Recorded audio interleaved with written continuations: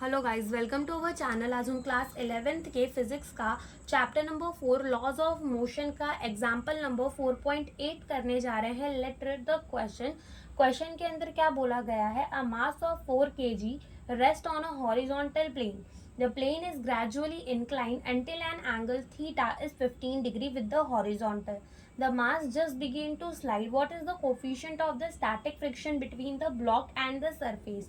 ठीक है, तो देखो इस क्वेश्चन के अंदर क्या बोला है। इस क्वेश्चन के अंदर बोला गया है कि एक मास है 4 kg का, जो कि एक इंक्लाइंड प्लेन में रखा हुआ है, जो कि 15 डिग्री पर इंक्लाइंड है विद द हॉरिजॉन्टल। तो हमें बताना है कि coefficient of the static friction क्या होगा। तो सबसे पहले हम क्वेश्चन को समझते हैं। देखो, सबसे पहले इंक्लाइंड प्लेन का मतलब होता है एक ऐसा प्लेन, ठीक है, और यहाँ पर एंगल है थीटा, विच इज थीटा कितना है 15 डिग्री। थीटा कितना है 15 डिग्री है, ठीक है।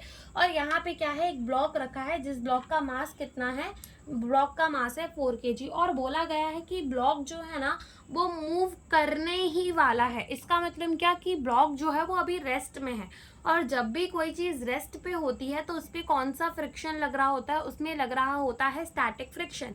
इसीलिए यहाँ पर हमें coefficient of the static friction यानी कि म्यू एस फाइंड करने के लिए कहा है, ठीक है। तो अगर तुम देखो तो इस ब्लॉक में नीचे की तरफ क्या लग रहा होगा, mg लग रहा होगा, ठीक है। नीचे की तरफ क्या लग रहा होगा, इस ब्लॉक में mg लग रहा होगा।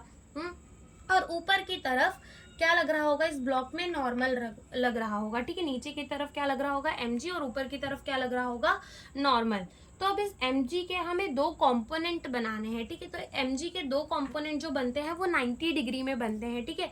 तो एक कंपोनेंट mg का आएगा यहाँ, जो कि क्या होगा mg cos थीटा, ठीक है। और एक कंपोनेंट mg का यहाँ आएगा, जो कि क्या होगा mg sin थीटा, ठीक है, mg sin थीटा। अब तुम अपनी एनसीईआरटी के अंदर अगर देखो तो वहां पर तुम्हें डायग्राम बनाकर दे दिया है, लेकिन जरूरी नहीं है कि हर बार डायग्राम बना के दे। क्वेश्चन के अंदर खाली एग्जाम के अंदर खाली क्वेश्चन दे देगा, डायग्राम तुम्हें खुद बनाना पड़ेगा। तो ये याद रखना कि इस तरफ जो कंपोनेंट आएगा वो क्या होता है mg cos थीटा, इस तरफ जो कंपोनेंट आएगा वो क्या होता है mg sin थीटा।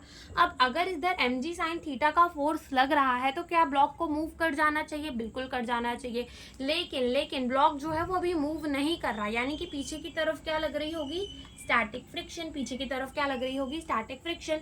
तो अब देखो इस mg के तो हमने क्या कर दिए, कंपोनेंट ले लिए, यानी कि अब हम इस mg को हटा भी देंगे ना तो कोई फर्क नहीं पड़ेगा। क्यों नहीं पड़ेगा, क्योंकि हमने तो mg के कंपोनेंट ले लिए, हमने तो mg के क्या ले लिए हैं, कंपोनेंट ले लिए हैं। अब ये ब्लॉक किस में है, रेस्ट में है, यानी कि क्या हम कह सकते हैं कि mg cos थीटा नॉर्मल के बराबर होगा और mg sin थीटा जो है वो स्टैटिक फ्रिक्शन के बराबर होगा।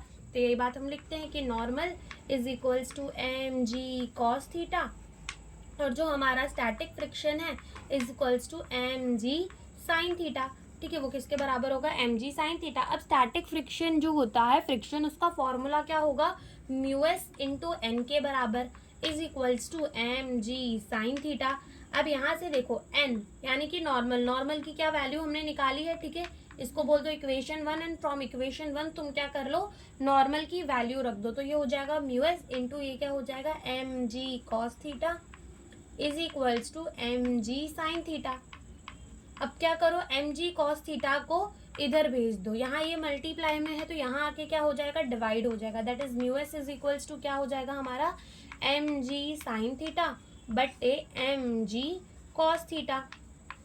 mg से mg जो है वो कैंसिल हो जाएगा, और साइन थीटा अपॉन में कॉस थीटा किसके बराबर होता है, टैन थीटा के बराबर होता है। So mu s is equals to क्या हो जाएगा, tan theta. Mu s is equals to क्या हो जाएगा, tan theta. Where mu s क्या है, म्यू एस जो है वो है coefficient of the static friction, यही हमें फाइंड करने के लिए कहा। तो mu s is equals to tan, और थीटा हमें कितना गिवन है क्वेश्चन के अंदर, 15 डिग्री। जब तुम लॉग टेबल से टैन 15 डिग्री की वैल्यू देखोगे तो वो कितनी आएगी, तुम्हें दिखेगी 0.27, ठीक है। तो ये यहाँ पर लिख देना है, लॉग टेबल के अंदर टैन 15 की वैल्यू देख लो, वो कितनी होती है, 0.27 होती है। तो बस वो यहाँ पे लिख दो। तो यही हमसे इस क्वेश्चन के अंदर पूछा था, coefficient of the static friction निकालने के लिए, जो कि हमने निकाल लिया। Thank you for watching the video.